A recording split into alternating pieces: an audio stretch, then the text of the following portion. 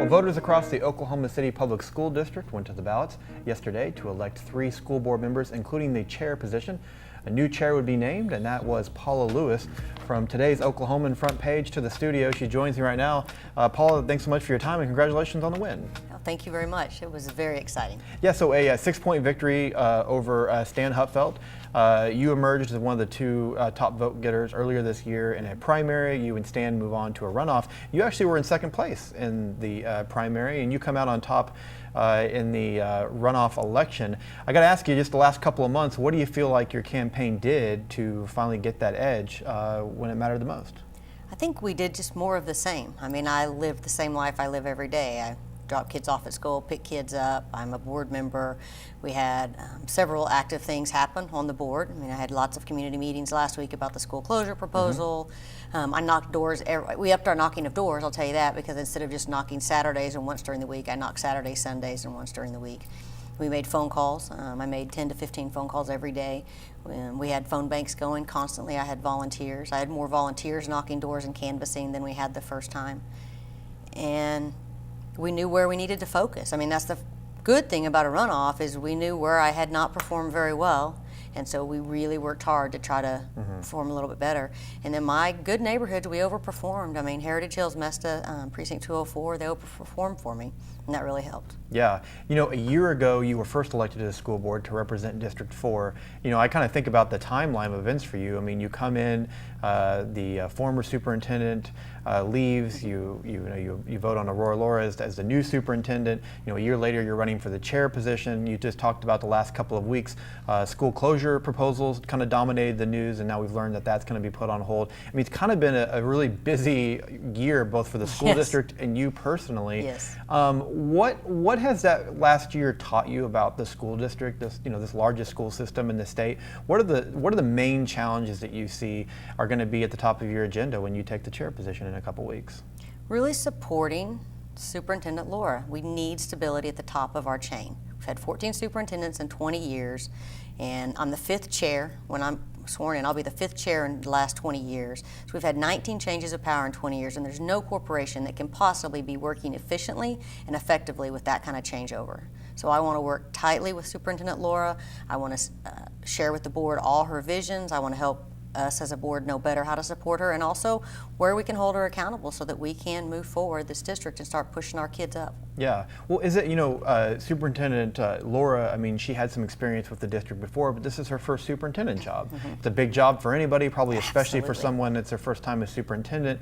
This is your first time as the chair. You've only been elected official for a year. What are you going to rely on? I don't want to call you a couple of newbies, but there's some, a little bit of greenness at the leadership roles. And what are you going to rely on to help bring that stability, despite the fact that you're relatively new to the position? Well, I'm never afraid to ask for help, but I'm never afraid to say when I don't know something. And I learned that as a therapist, that if somebody comes in and something's hurting on their body and you don't know what it is, the worst thing you can do is act like you do, because you cause more damage. So asking questions. I mean, when Stan called last night, I told him I've learned a lot from him on the forums. Would it be okay if I reached out to ask about some of the ideas he had? And he said, absolutely. I can work closely with Mary Malone. I mean, I can reach out to former board members. Lynn Harden said she would help. Angela Munson will help. So I'll just have to rely on, my gut feeling at some level, but also asking, and history, just looking back. Because you can look back and see what has worked, what hasn't worked. And then we have an experienced board. We have Gloria Torres, Ron Milliken, Ruth Fields, have been on the board for quite some time. So we do have some experience on our board. Yeah. Now, I don't want to go over the top in painting this picture. I mean, the school board is a nonpartisan position. It's not a Republican or Democrat on the ballot. But there was a little bit of a contrast between you and Stan, in the sense that Stan, was heavily backed, outspent you, a chamber candidate, so to speak. His best performance happened in kind of the more suburban areas, pockets of the district. You were described by many as kind of a progressive candidate, backed by many progressive organizations. In fact, there are a lot of progressive organizations that are really kind of celebrating this win in a state that doesn't see too many for that side. Did you see that as the contrast in this election? And if so, why do you feel like kind of your bent came out on top for voters? Yeah, I definitely feel like that is the separation, that the progressives, kind of grassroots, for lack of a better word, just wanting to have local control, I think was the separation. I think it is that there are people now who, raise kids, go to work, really want to help our society move forward, and they don't want to have kids marginalized anymore, and they don't want to have other human beings marginalized. And so they're really pulling together to try to figure out how can we do this better, how can we move forward with unity and give everybody what they need to have to be happy and successful. Yeah, we've talked about it already, the school closure proposal. Superintendent Laura offered this up as a way to maybe shave some money off the budget headed into another tough budget year. It looks like there won't be any school closures for next year. I imagine you heard a lot about this from parents. Yeah. And moving forward, is this the last we've heard of it? And I mean, what do you feel like the board's posture has to be as we look for ways to cut money but not be too damaging to students?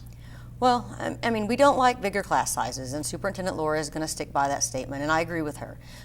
What our board basically came out and said was that we want a process. We want to know not a rough figure of how much money it'll save per school. We want to know specifically what it'll save, specifically we want a demographic study. We want to know what is the Gatewood neighborhood going to look like in 10 years? What's Edgemere going to look like in 5 years? We've put a lot of MAPS money as a city into this downtown, uptown, midtown district, and we are expecting growth. And as soon as we close a school, it's much more expensive to reopen that school back up. There's more chances of vandalism, and it disrupts community. And we can look at District 5, the northeast side, as we've closed school. I mean, we've really made some decisions, and I'll use the word we because I'm on the board now, that have really hurt community. And community is what provides stability to a city. Yeah. And so I feel like that's what the board wants. So will closures be back on the list? I mean, it could be. You know, I'm not going to say it's not for sure, but what I do know is it'll be a much more detailed discussion about it, and we will have a plan for what those buildings are going to be used for immediately if they close. And I'm going to move forward with saying I don't think that we should close historic buildings in historic neighborhoods because will hurt that community. Yeah. Out of the gate, I mean, when I talked to you a day after this proposal had been made, I mean, you were pretty much against it. Yes. And saying you wanted to look for some other areas. You know, what are those other areas? And, you know, you've talked about this, you know, some of the blame needs to rest with the legislature. You know, you've got a bigger bully pulpit now. Do you plan on using that in terms of advocating for state funding for schools? Well, what I really intend to do is use this progressive movement that got behind me to really start targeting that, to really go to the legislature as a large group. Because now, I mean, they do have something. They were able to push someone to win that for all rights maybe shouldn't have been able to win if you looked at the money. But when you do that, I think that we can use that movement. I think we can get some traction and get going forward on it. I think inefficiencies. I think superintendent stability. Once again, Superintendent Laura's been here about 9 months as the superintendent. About 2 years before that, she's just probably being able to see. She's still probably finding things every day. They're like, oh, that's what we've been doing, you know, because it's hard. We're a big district, and you gotta unpeel a lot of layers of onion before you get to all the inefficiencies. So I think we'll go through and we'll find some areas that we can move. You know, we'll find some areas to generate income. Lynn Harden and Justin, they really championed making money on nutrition, and we've turned that around. And maybe we could turn transportation around. You know, we can find areas, but we have to be patient as well as aggressive. You know, we have to not kind of cut our nose off to spite our face, but at the same time, we've got to move forward and look at what we can do. Yeah. When you talk about the size of the district, I mentioned, you know, it's the largest in the state. It also deals with some unique challenges that all other school districts in the state of Oklahoma don't deal with. It's a high poverty district. Yes. It's a very diverse district, a growing Hispanic community, a growing community of Spanish-speaking students and Spanish-speaking parents.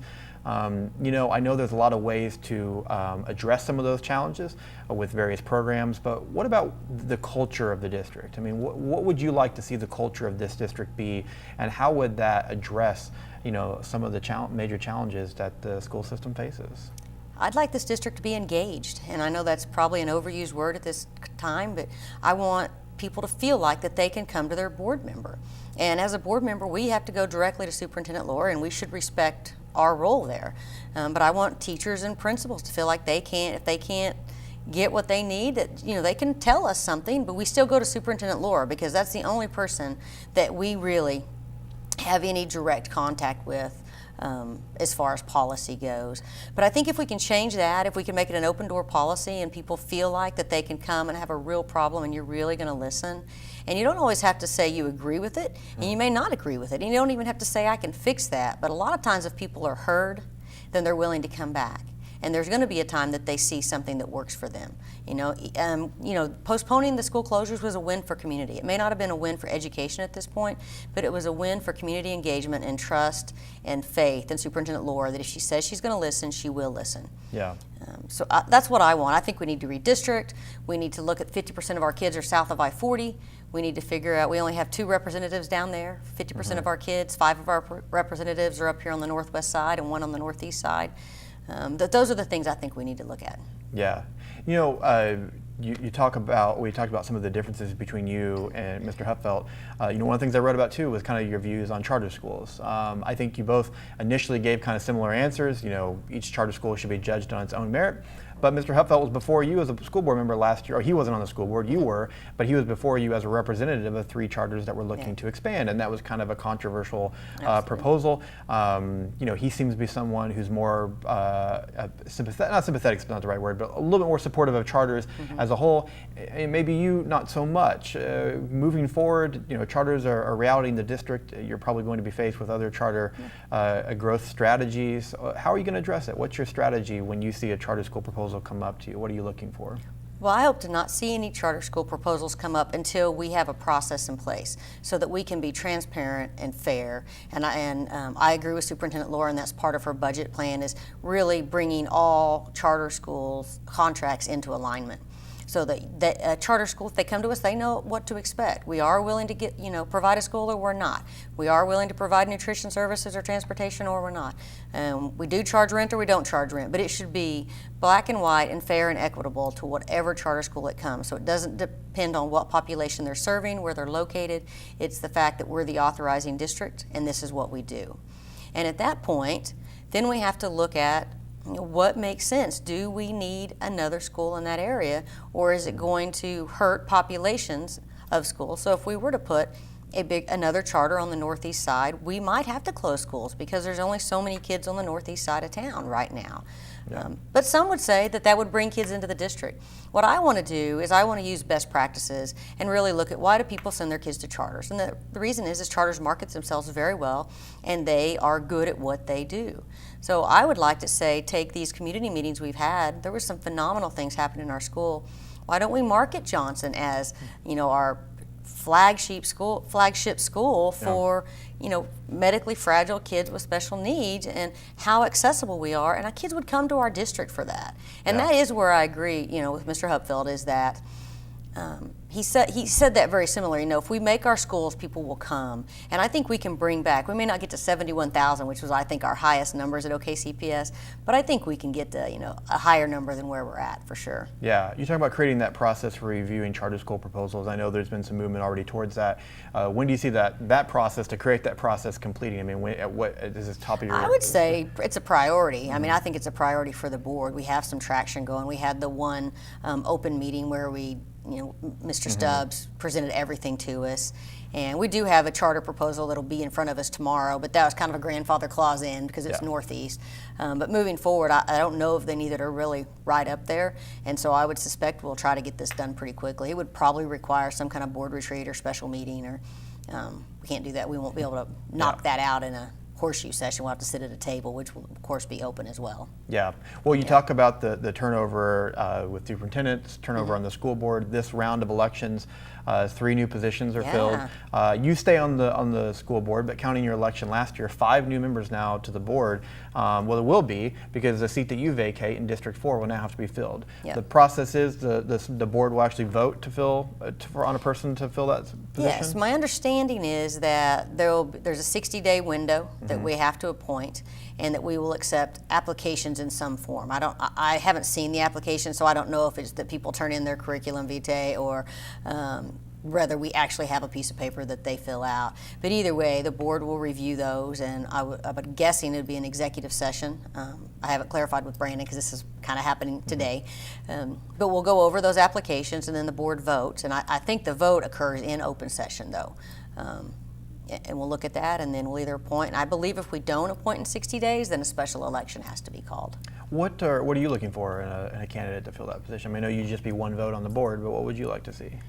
I'd like to see someone who has some kind of connection to the system, some kind of connection that's already shown activeness in District 4, and really believes in bringing the school board to the people, and that we are, elected to hear our constituents and to try to, help represent our constituents, as well as realize we have 6 other districts. So we can't be too focused on one district. We can't just be a one agenda person, or we would have 7 agendas and nothing would ever get done. But we have to be able to represent our people, but at the same time understand the needs of the other districts and be fair and equitable across the board. So that's what I would like to see.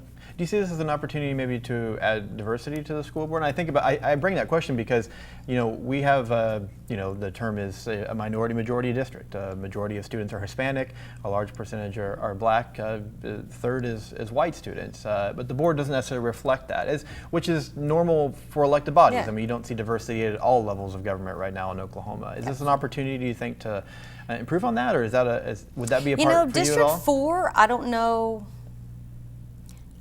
We could. I mean, we could see it. I mean, District 4 goes south to Capitol Hill Elementary, so in theory, there might be someone who's down in that area. But honestly, if you look in Heritage Hills, Mesta Park, Gatewood, Crown Heights, Edgemere, while our schools are diverse, I don't know that we would come up with a board member. It'll be a competitive race is what I'll know. I mean, regardless whether it's a true election or it's an appointment, we're going to see some people come out who are really working hard in the district. Yeah. Well, finally, as we said, you spent some time knocking doors last year with your first election, obviously a lot over the last several months here for this election. I want to end you with this question. What's something that you, as you're talking to voters, you're talking to parents, I'm sure there are questions and statements that are more common than others. Anything that surprised you? Anything that you heard from parents or families in the district, you're like, hey, I wouldn't have thought about that without having a chance to really knock on doors. It's really kind of maybe shaping the way that you may look at some issues moving forward. No, just consistently people said we've got to do something for these kids. Our kids deserve an education. Why aren't we getting it right? And honestly, my answer was we are getting it right much of the time. The A through F report card, as flawed as it is, it measures poverty, and it's doing a good job of measuring our poverty, but our kids are learning. They're just having a hard time jumping the gap. We have kids from extreme poverty or any kind of trauma. They're coming in behind, but our kids are learning. Our teachers are teaching.